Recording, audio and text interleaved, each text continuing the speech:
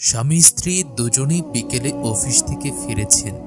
স্বামী বাসায় এসে মাত্র কাপড় বদলে টিভির সামনে রিমোট হাতে বসে গেলেন। স্ত্রী দৌড়ে ঢুকলেন রান্নাঘরে। ইফতারি বানাতে হবে। দুদণ্ড জিরোবারও সময় পেলেন না। ওদিকে টিভির সামনে থেকে কর্তাবাবু অনুরোধ করলেন, ওগো, তোমার হাতের আলুর চপটা না দারুণ হয়, একটু বানাও তো দেখি। আরেক রুম থেকে শাশুড়ি বললেন, বৌমা, তোমার শ্বশুরের জন্য পায়েসটা রাখতে ভুলো না কিন্তু।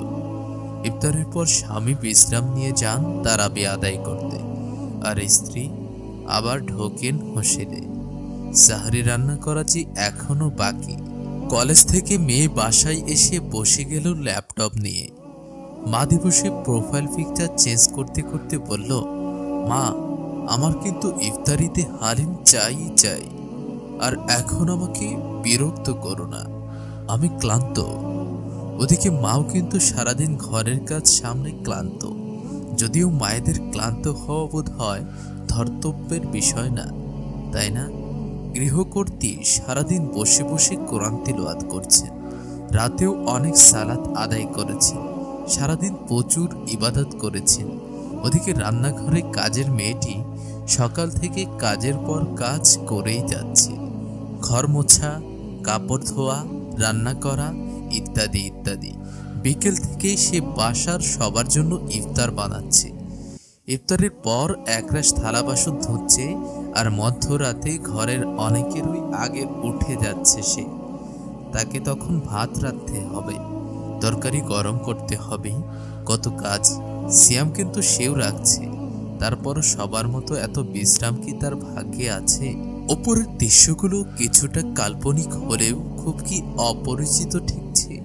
চাইলে এমন আরো অনেক দৃশ্যপটের কথা লেখা যায়, কিন্তু কি লাভ? আমাদের নিজের বাসার দিকে তাকালেই হয়।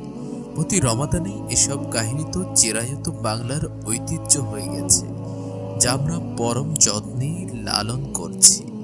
যা হোক, আজ আর কথা বাড়াবো না, শুধু অনুরোধ করব, একবার সততার সাথে খোলা মনে ভেবে দেখতে। নির্যাতিত এই ঘরের মানুষগুলোর জায়গায় নিজেকে বসিয়ে দেখতে।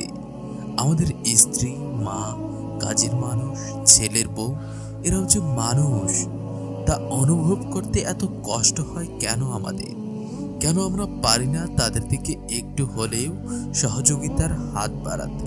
ছোটবেলায় মাকে কত কষ্ট করতে দেখতাম।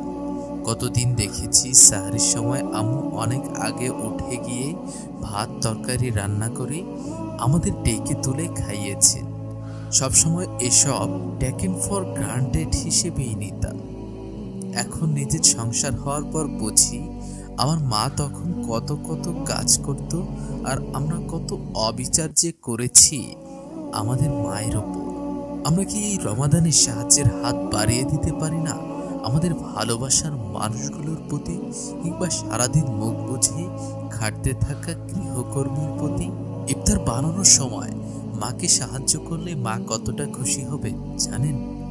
যে ঘরে স্বামী স্ত্রী দুজনেই চাকরিজীবী, সেখানে অফিস থেকে ফিরে স্ত্রীকে কিছুটা সাহায্য করলে কিন্তু পুরুষটির সম্মান কমবে না, বরং বাড়বে।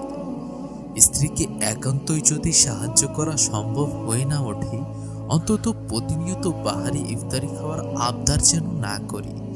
রাসূলুল্লাহ সাল্লাল্লাহু আলাইহি ওয়াসাল্লামের সময়ে সাহাবীগণ অনেকে শুধু খেজুর আর পানি দিয়ে ইফতার করতেন। দিনের পর দিন তাদের বাসায় চুলা জ্বলত না। এমন নবীর উম্মত হয়েও আমাদের কেন এত নবাবিচারে চলতেই হবে? অন্যকে ইবাদত করতে না দিয়ে পিঠে কাজের বাহার চাপিয়ে দিয়ে শুধু নিজে ইবাদত করলে হবে?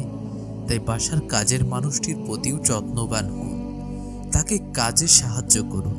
সিয়ামের দিনে ভারী কাজ দেওয়া থেকে বিরত থাকুন, এবং সর্বোপরি তাকেও ইবাদতের সুযোগ দিন। গৃহস্থালী কাজে সাহায্য করা আমাদের নবীজি সাল্লাল্লাহু আলাইহি ওয়াসাল্লামের একটি সুন্দর সুন্নাহ, যা বিশেষত আমাদের পুরুষরা ভুলতে বসেছেন। রমাদানের এই পবিত্র দিনে চলুন এই সুন্নাহটি পুনরুজ্জীবিত করার চেষ্টা করি। আর আমাদের মাঝে যারা অন্যের উপর জুলুম করে তাদের বলছি, কিয়ামতের দিন জুলুমকারীর সওয়াব কিন্তু নিপীড়িতদের আমলনামায় যোগ করে দেওয়া হবে। যদি সব সওয়াব দিয়ে দেওয়ার পরও জুলুমের হিসাব নেওয়া শেষ না হয়, তাহলে যার উপর জুলুম করা হয়েছে তার গুনাহসমূহ নিয়ে জুলুমকারীর কাঁধে ফেলা হবে।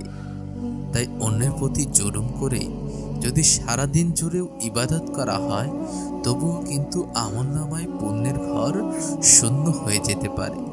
সুতরাং সাধু সাবধান।